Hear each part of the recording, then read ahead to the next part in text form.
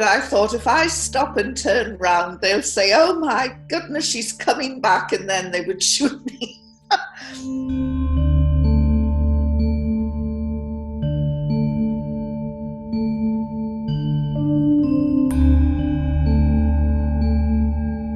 Afghanistan's Taliban regime says it will put the British journalist Yvonne Ridley on trial for entering the country illegally.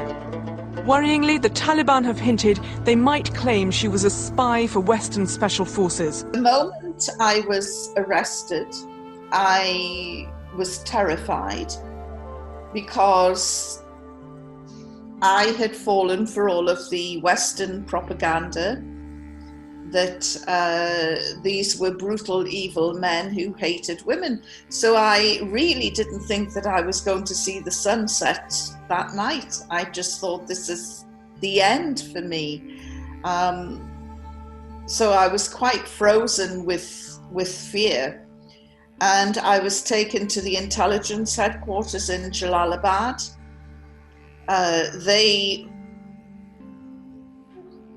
Because of their limited knowledge, I mean, their knowledge of me was as limited as my knowledge of them in cultural terms.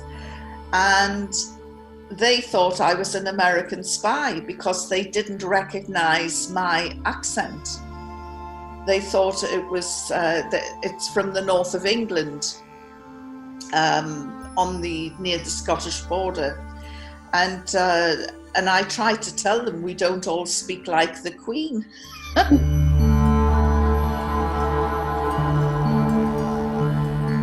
When they were talking to me, they kept looking away. They looked at the ceiling, they looked at the floor, they looked out of the window, they looked anywhere but at me. And I just thought, they can't look me in the eye because they know that they're going to kill me and they're feeling too guilty. When, of course, I learned later that they were showing me respect by not staring at me. So it was a real clash of cultures. They didn't understand me. I didn't understand them. I was extremely fearful. And so once I became accustomed to the idea they're going to kill me, the biggest fear then was, will they torture me? Will they rape me? Will they abuse me? And so that was my next biggest fear. So I just thought, if I'm the prisoner from hell, they'll just take me outside and shoot me, and then that'll be the finish. It'll be over. And I'll go from being prisoner to being dead. And at least I'll miss out all the middle bits.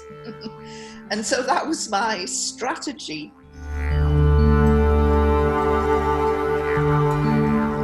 They kept responding to me when I was rude, aggressive. I threw things at them, I spat at them. They kept saying, "Why are you behaving like this? You were our guest. We want you to be happy." And I'm thinking, why are they acting like this? They're supposed to be evil and brutal. This is obviously a game that they're playing, you know, like a cat and a mouse. They're going to let me think that they're really nice, and then at the last minute, the claws will come out. So throughout the whole experience, I don't think we came to one understanding with each other. But in truth, they never laid a finger on me.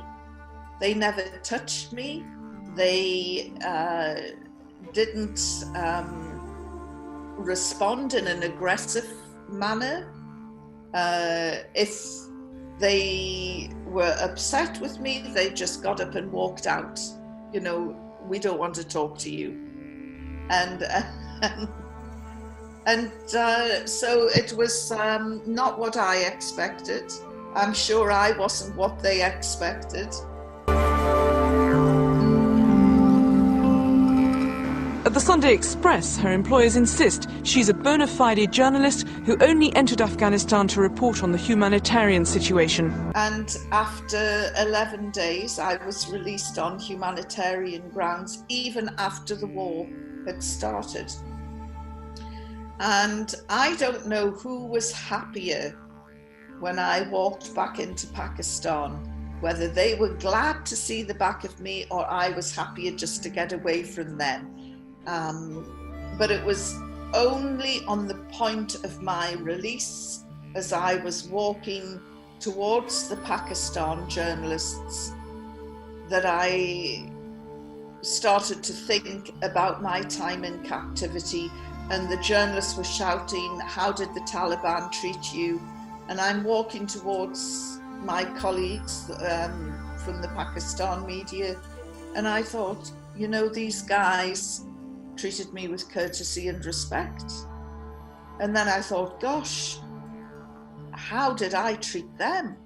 And I thought, I nearly stopped and I nearly turned around to go back to say, look, I'm really sorry I was so rude. But I thought, if I stop and turn around, they'll say, oh my goodness, she's coming back, and then they would shoot me. So I went and I told the Pakistan media I was treated with courtesy and respect, which was true.